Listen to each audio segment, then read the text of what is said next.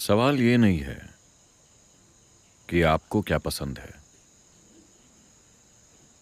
सवाल ये है कि आपके आसपास का हर कोई आपको पसंद करता है या नहीं। क्या आपने खुद को ऐसा बना लिया है कि कोई भी आपको पसंद किए बिना नहीं रह सकता? आप कुछ पसंद करते हैं, आप कुछ नापसंद करते हैं। इसका कोई अर्थ नहीं है, क्योंकि पसंद और नापसंद दोनों ही दो अलग अलग तरह के बंधन हैं। Perception. आपको क्या पसंद है और क्या नापसंद दोनों ही आपके बोध को बिगाड़ देते हैं। अगर आप किसी को पसंद करते हैं तो आप उन्हें अपने मन में बढ़ा चढ़ाकर देखेंगे। अगर आप किसी को नापसंद करते हैं तब तो आप जरूर उन्हें अपने मन में बढ़ा चढ़ाकर देखेंगे।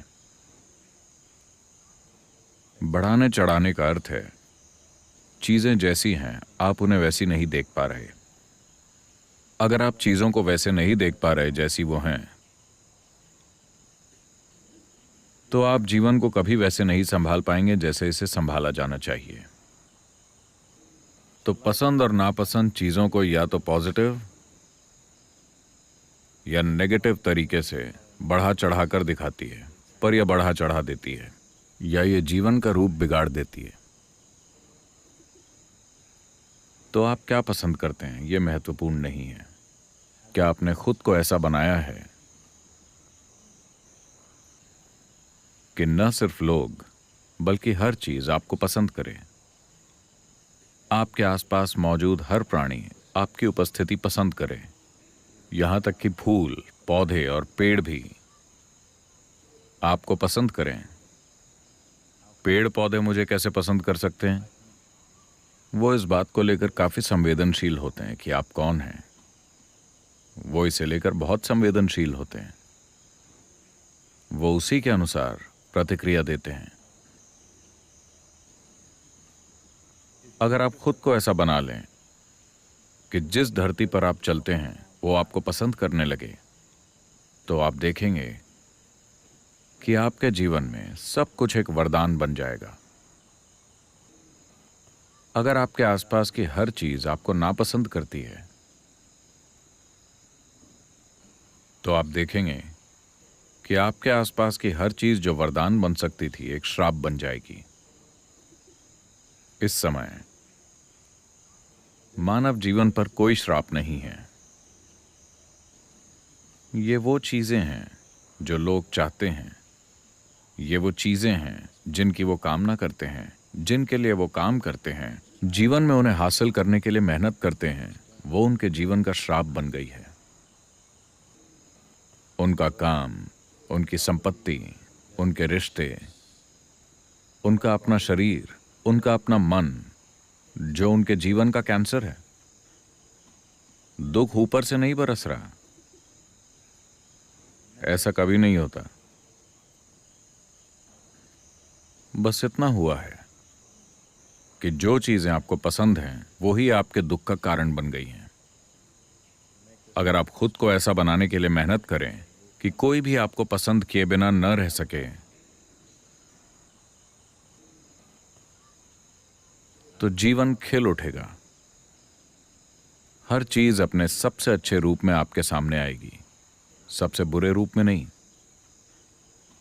लेकिन अगर आप अपनी पसंद के हिसाब से चलते हैं तो जीवन हमेशा अपने सबसे अच्छे रूप में आपके सामने नहीं आएगा। हो सकता है कि आपके पास सब कुछ हो और फिर भी कुछ ना हो।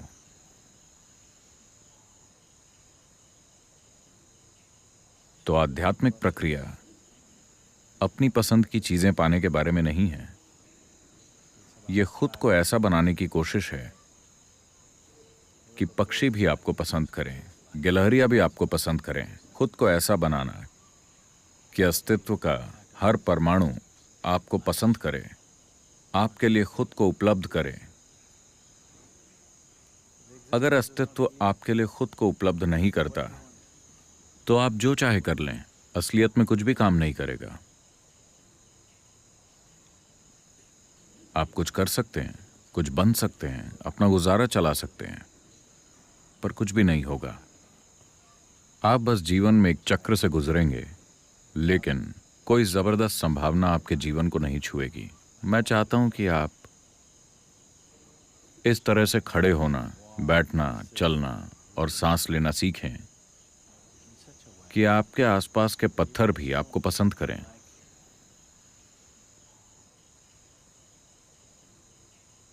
मुझे कैसे पता चलेगा कि वो मुझे पसंद करते हैं या नहीं? आपको जरूर पता चल जाएगा। अगर आप में वैसा बनने के लिए संवेदनशीलता है, तो आप में ये बात जानने की संवेदनशीलता भी होगी।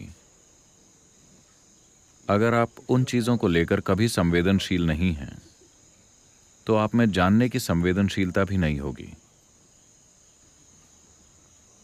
वरना आपको साफ पता चल जाएगा। ऐसा मत बनिए कि हर बात आपके कानों में चिल्लानी पड़े।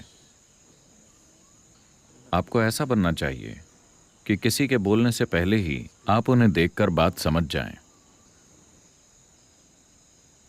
इसके लिए आपको एक स्तर की ग्रहणशीलता की जरूरत होगी। अगर आप खुद से कुछ ज्यादा ही भरे हुए हैं, तो ग्रहणशीलता नहीं आएगी। आप जितने कम हैं उतना ज्यादा ग्रहण करेंगे, आप जितने ज्यादा हैं उतना कम ग्रहण करेंगे। अगर आप खुद से कुछ ज्यादा ही भरे हुए हैं, तो आपकी अपनी बकवास से बढ़कर आपके साथ कुछ और नहीं होगा। अगर मैं जैसी कोई चीज नहीं है, तो बस यहां बैठिए, पूरा ब्रह्मांड आपके भीतर नाचेगा। आप ईश्वर के एक उपकरण बन जाएंगे, वरना आप विचारों, भावनाओं, धारणाओं और बकवास के ढेर होंगे। हर इंसान के पास ये चुनाव होता है, या तो ईश्वर के एक अंग के रूप में यहां रहे, आजकल हम उन्हें ईशांगा कहते हैं, या फिर उन विचारों, भावनाओं और बकवास के ढेर के रूप में यहां रहें जिन्हें आपने इकट्ठा किया है। जीवन के हर पल में यह विकल्प हमारे पास मौजूद है। हमें लगातार लगातार चुनाव करना होगा वैसा बनने का। अगर यह कोशिश मौजूद है, तो यह आपको कृपा के एक बिल्कुल अलग स्तर पर पहुंचा देगी, जहां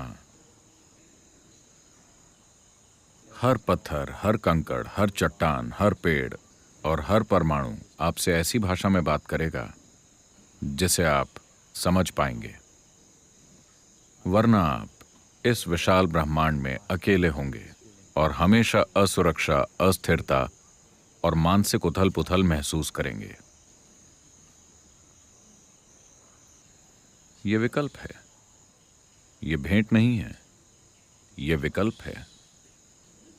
अगर आप सही चुनाव करते हैं तो सही चीजें होंगी, अगर आप गलत चुनाव करते हैं तो गलत चीजें होंगी। अस्तित्व में हमेशा न्याय होता है। मैं चाहता हूं कि आप ये समझें, ये किसी को नहीं छोड़ता, ये किसी को नहीं छोड़ता। ये सामाजिक ढांचों की तरह नहीं है कि कुछ लोग गलत काम करके भी बच निकलते हैं। इस अस्तित्व में ये किसी को नहीं छोड़ता। इससे फर्क नहीं पड़ता कि आप कौन हैं। अगर आप छत से कूदेंगे तो धरती आपकी टांग तोड़ देगी। हाँ, राजा रंक फकीर, हर कोई नहीं बच सकता। कोई फर्क नहीं पड़ता कि आप कौन हैं, किसी को छूट नहीं मिलती और किसी पर रोक भी नहीं है। जो कोई भी इच्छुक है, हर किसी के लिए संभावना खुली हुई है, हर किसी के लिए। एक डंडा भी है। आप सही चुनाव कीजिए, सब कुछ खुला हुआ है।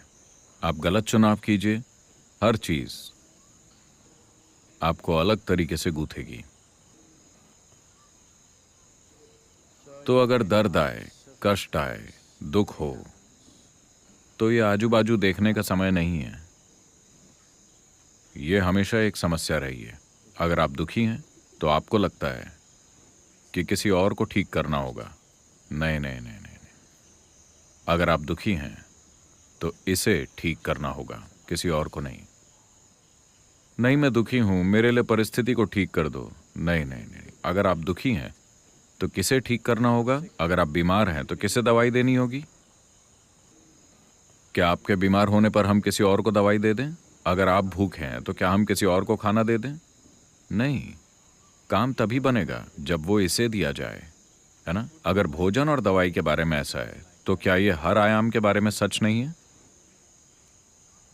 कि अगर आप दुखी हैं तो किसी और चीज या इंसान को ठीक करने की जरूरत नहीं है, सिर्फ इसे ठीक करना होगा। इतनी सरल सच्चाई समझने के लिए लोग कई जीवन काल लगा देते हैं। उन्हें लगता है कि किसी और को ठीक करना होगा। एक दिन की बात है, शंकरन पिल्ले अपने दोस्तों के साथ शराब पीने गया।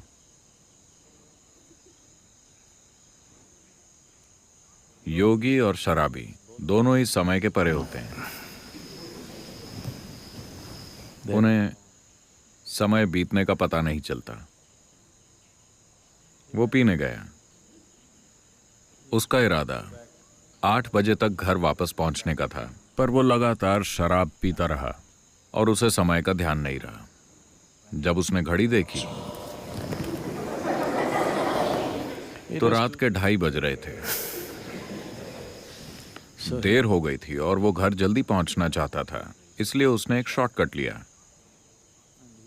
वो लड़खड़ाते हुए शॉर्टकट से जा रहा था कि तभी कांटों वाली झाड़ियों में गिर गया। उसके पूरे चेहरे पर खरोंचें लग गईं। इस हालत में वो घर पहुंचा और चाबी डालने के लिए ताले का छेद खोजने लगा। उसमें उसे आधा घंटा और लग गया। दरवाजा खुला, वो अंदर गया, बाथरूम में गया और खुद को शीशे में देखा। उसके पूरे चेहरे से खून निकल रहा था। उसने दवाई का बक्सा खोला और जैसे तैसे अपनी मरहम पट्टी की और फिर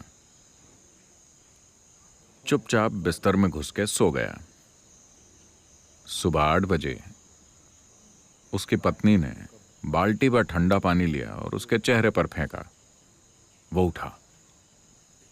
पत्नी ने कहा, बेवकूफ, तुमने फिर शराब पी?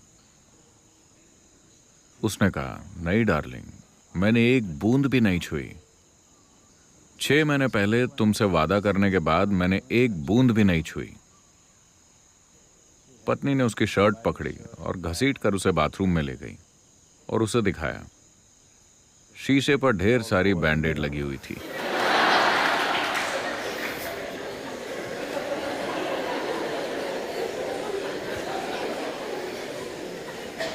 ये ऐसे काम नहीं करता। Only somebody कोई ऐसे काम सिर्फ तभी करेगा जब वो पूरी बेहोशी में हो। दर्द यहां हो रहा है, आप उसे वहां ठीक करेंगे, क्योंकि आप पूरी तरह से बेहोश हैं या नशे में धुत हैं। तो जब भी आप दुखी होते हैं, आप उसे ठीक करना चाहते हैं। नहीं नहीं नहीं नहीं, इसे ठीक करना होगा। अगर आप शीशे पर बैंडेड लगाएंगे तो आपके घाव ठीक नहीं होंगे।